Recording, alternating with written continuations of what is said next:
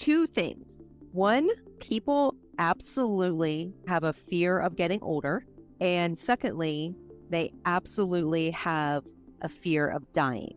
And I think that's why in our society, there's this culture, I would even go to the point of saying an obsession with trying to stay young, mentally, physically, spiritually, everything. Why do you think we have such a fear?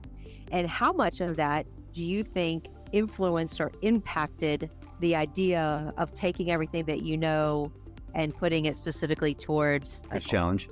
Yeah. So back in the 90s, Ernest Becker won a Pulitzer Prize for a book called The Denial of Death. That was literally about how we are so death phobic, right? That like most everything that you can think of, our cultures, our societies, our religions, take your pick, they're all reactions against this fear. It definitely seems to be very hardwired. It has a huge impact on our psychology. And if you're interested in training things like peak performance, you have to sort of acknowledge it and work with that. That's part of getting our biology to work for us rather than against us. You can't pretend it's not there.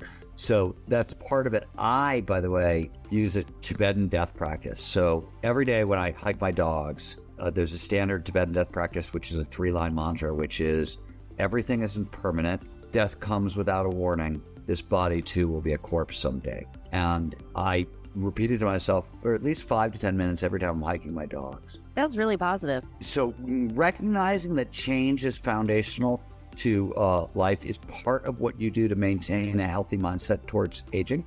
It's one of the ways to train mindset is to notice, because the brain tends to trick us into believing that stasis is that we think we're the same person that we were 10 years ago, 20, and we're not at all, but it's this illusion of self and things like that. So the brain notices and tries to protect the stability, and we don't see, right? So one, noticing that everything has changed, this actually like lessens our fear of aging. It's one of the things that does that. So it's really useful. And the other thing is it's a really solid reminder to sort of live every day as if it was your last, because it very much could be. And well, I think those are important things. And I do them because I'm like everybody else. I'm scared of them. You know what I mean? I've got the same fears as everybody else. So like I'm just trying to work with it.